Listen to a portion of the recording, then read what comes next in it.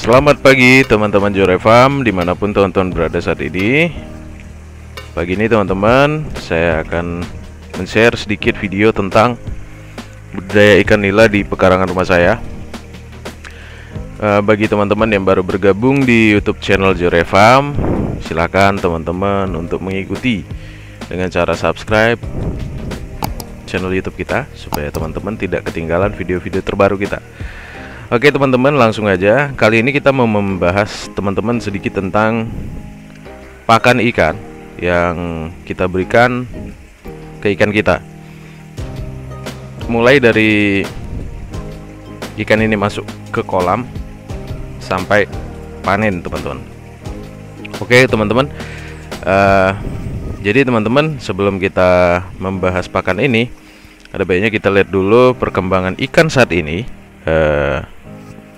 Mungkin udah usia 3 bulan, tapi mungkin ini bobot ikan ini masih seperti ini gara-gara pakan yang saya berikan itu kurang sekali. Dan pakan-pakan yang saya berikan kemarin metodenya berbeda juga dengan yang sebelumnya, sehingga saya tidak bisa ngejar target bobotnya kemarin. Nah teman-teman, untuk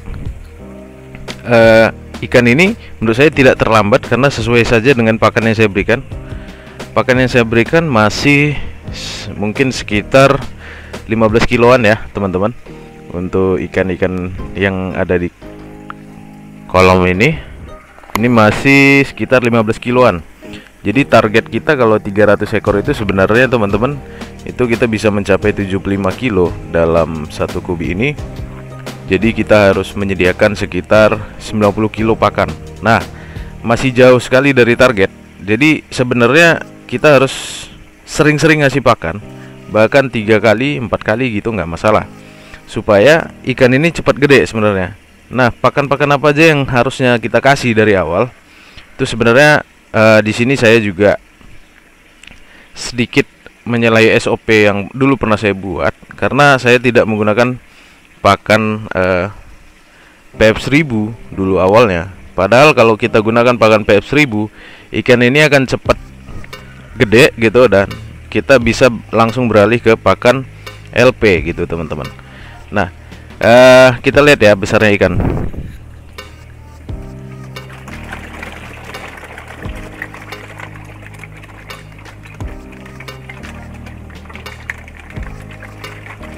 Ada juga yang gini teman-teman ya.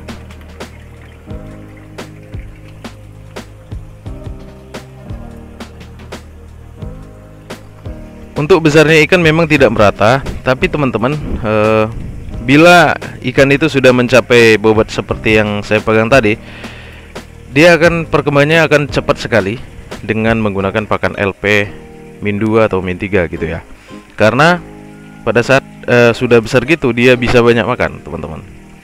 Tapi pada saat usia masih kecil itu sebaiknya kita menggunakan pakan PF1000 ya, supaya ikan itu juga dapat cepat gedenya. Dari ukuran kecil itu bisa cepat kita besarkan ya.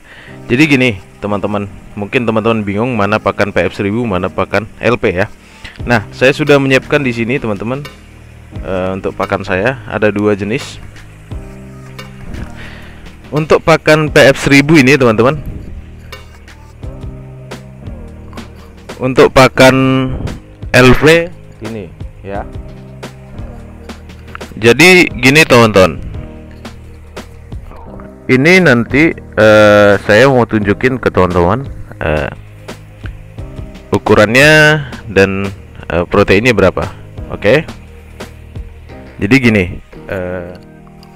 oke baiklah teman-teman, di sini saya mau men-share perbedaan antara pakan PF1000 dan pakan LP yang sering kita kasih ke ikan kita.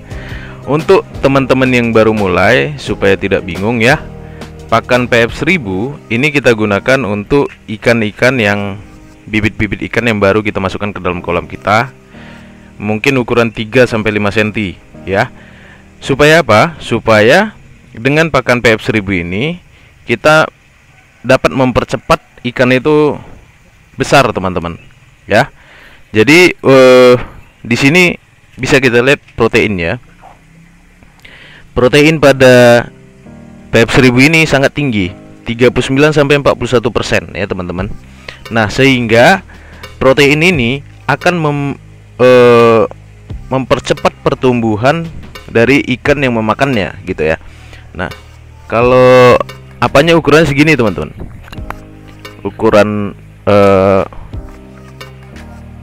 tokennya ya, kecil sekali. Sehingga untuk bukaan mulut ikan yang masih kecil ini sangat cocok ya. Nah, setelah bobot ikan seperti yang saya pegang tadi, bobot ikan itu lumayan gede ya. Contohnya gini ya, segini. Contohnya segini lah ya. Ada baiknya kita sudah langsung beralih ke PF1000 supaya dia semakin cepat gede gitu teman-teman ya.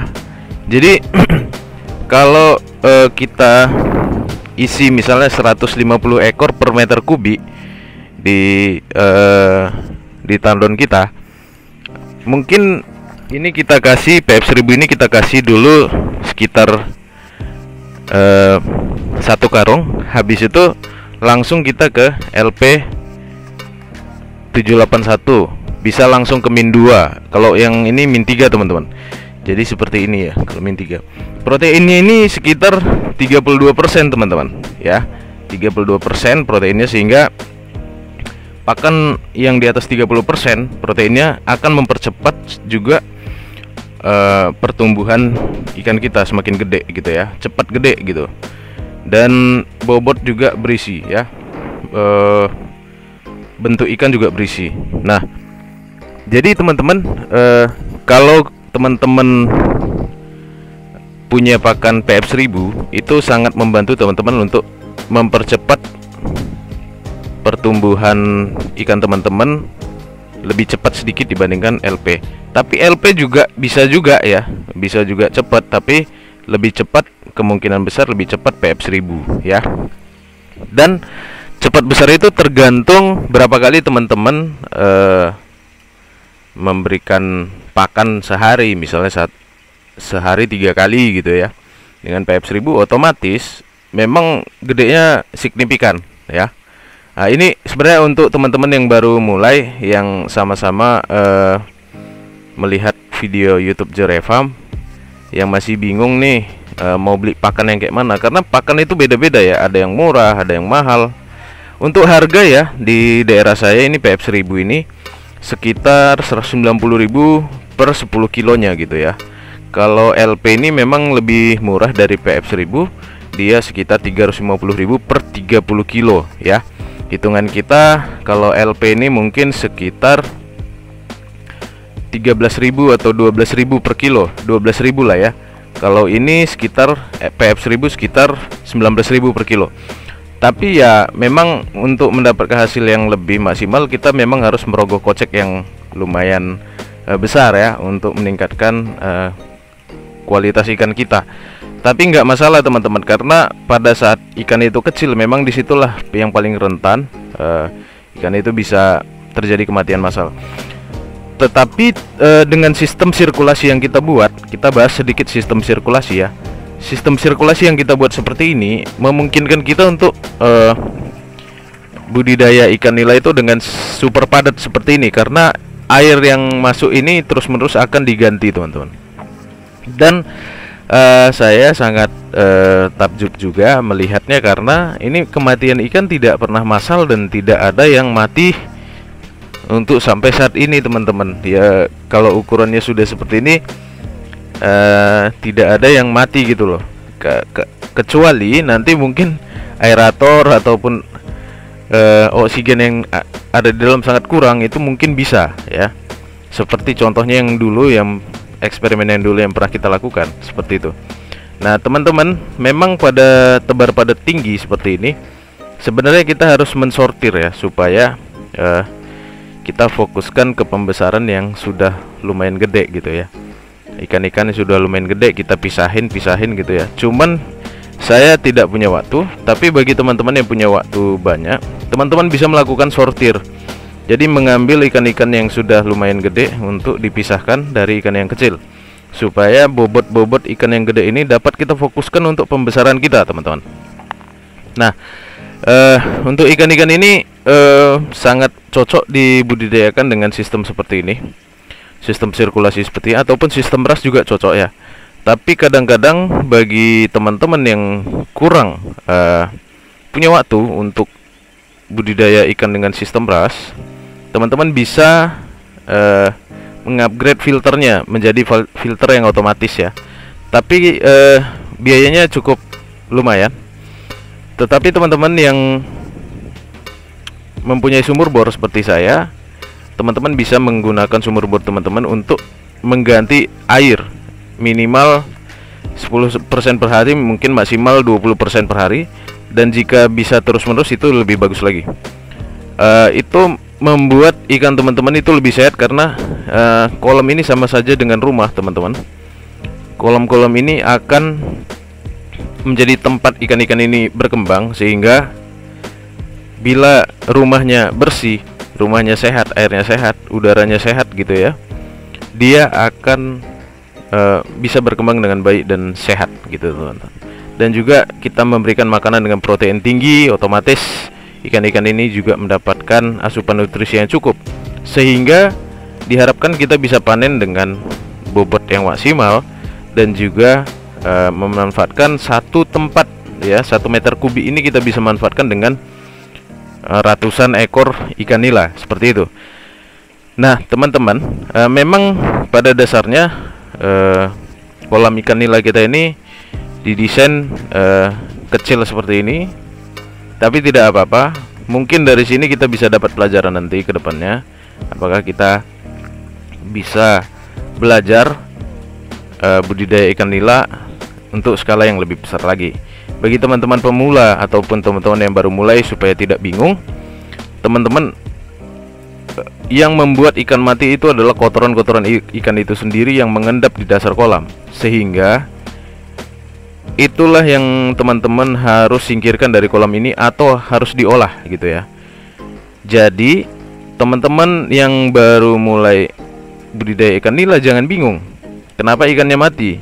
Banyak faktor yang buat: kekurangan oksigen, terlalu banyak kotoran di dasar kolam, air yang tidak sesuai dengan habitat si ikan gitu, dan juga pakan mungkin terlalu banyak diberi gitu ya. Jadi pakan ini terlalu banyak kita beri, kalau tidak dimakan dengan sempurna oleh ikan, kemungkinan besar si ikan juga si pakan tadi juga menyebabkan racun kepada ikan. Nah, mungkin itu dulu teman-teman, sebagian dari sekilas kita melihat pakan tadi ya. Pakan-pakan ini akan kita berikan kepada ikan kita. Mungkin video ini agak panjang sedikit, tapi nggak apa-apa. Yang penting teman-teman paham maksud dan tujuan saya di video ini. Pakan-pakan yang kita berikan untuk di awal, dan pakan yang kita berikan setelah ikan itu mulai besar. Kita memberikan LP. Untuk di awal kita memberikan PF1000, supaya pengalaman yang saya lakukan ini dapat teman-teman aplikasikan juga, karena ini sudah saya lakukan berulang kali ya. Ini coba kita kasih pakan kita.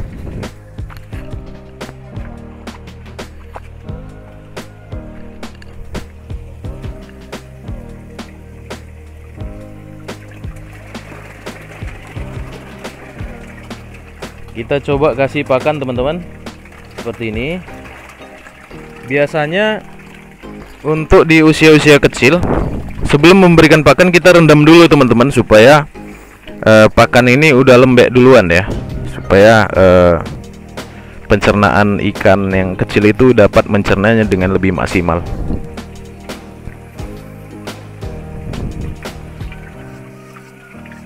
Bayangkan sekecil ini.